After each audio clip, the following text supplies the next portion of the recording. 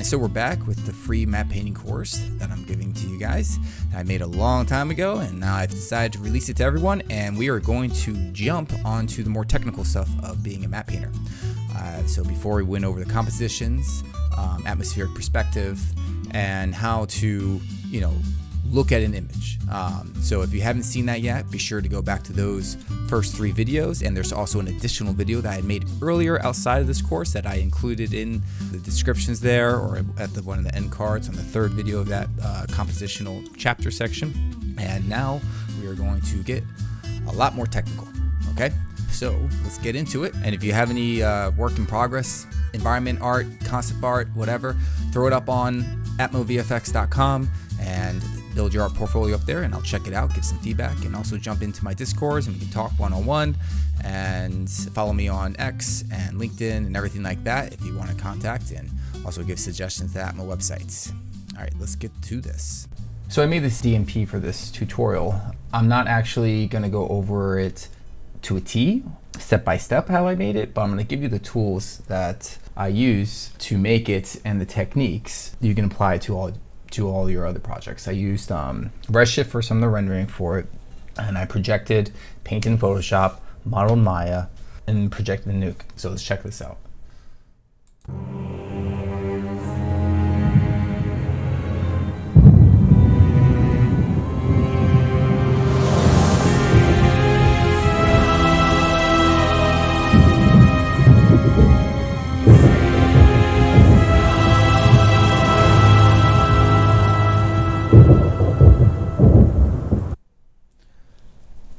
So you can see that here, this was the plate over here originally, which was actually shot by my good childhood friend, Brandon Rothenberg in Chpt. Chpt was their DP, and their company actually is Alchemy Creative. They use the red camera. It was really helpful to be able to do this. This is the DMP. So you can see that I replaced the dead trees with the healthy trees. And the castle was modeled in 3D and painted on in Photoshop. I actually did a lot of painting underneath the lighting, which is a technique that I use a lot. And I also painted on top of the lighting. I rendered with Redshift. I comped it in Nuke, and I projected it in Nuke. And the final comping was actually done by my friend Daniel Cohen. He actually might continue with a separate DVD tutorial to show how he did the final comping.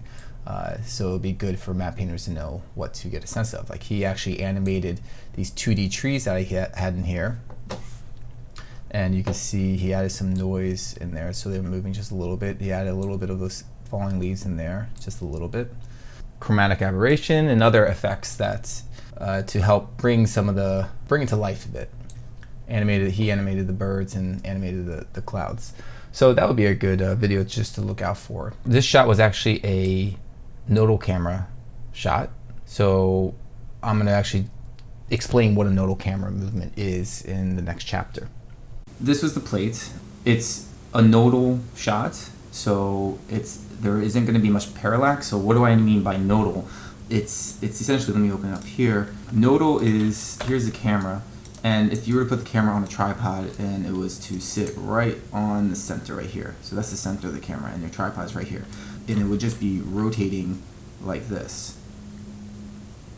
And instead of left to right or back and forward off the tripod, it's staying right in the center. So if I was to rotate just even just like that, it's nodal. So I could nodal up and down, right and left, so it's panning that way. Again, I did that because there's less parallax, or there's no parallax at all, so I didn't have to worry about that so much.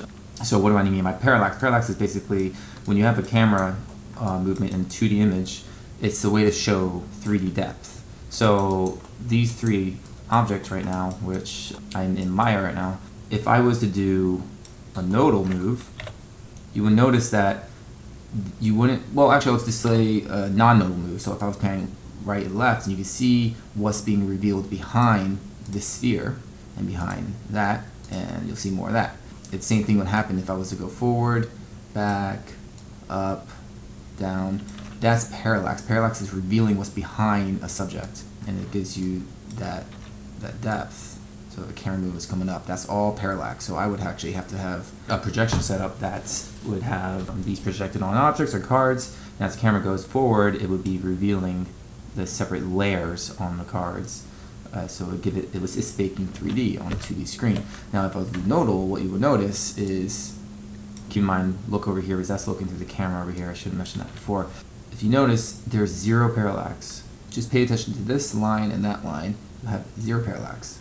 No matter how far I go, you won't have anything. Even if I go up and down, there's no, you can't, it's not revealing what's behind it. So that made it a little bit easier for me. See, there you go. And then you can also probably track it just 2D as well, so it's easier for the tracker. So yeah, that's what I mean by nodal and parallax. Now I'll go over to my 3D world where I built this scene. This is in many layers. I did this unorganized. I just was cranking through it. So as you see, I built out a lot of the geo. Let me go back to the shot. So I built this out in 3D. I also built out these trees in 3D. And these, I tried at first some trees in 3D, and I realized, the photos are going to be better. So these are actually photos of trees. And then I painted it to make it more three-dimensional, and I also painted on top of these trees, and then I painted on top of these buildings, which I will be going over as well, some techniques of how to combine 3D with 2D, because you really need to know how to do that. It gives it more realistic and a consistent lighting. As you can tell, the lighting's going to be consistent across the board, especially with these buildings. And I matched the lighting from set as well. So I will show you that too.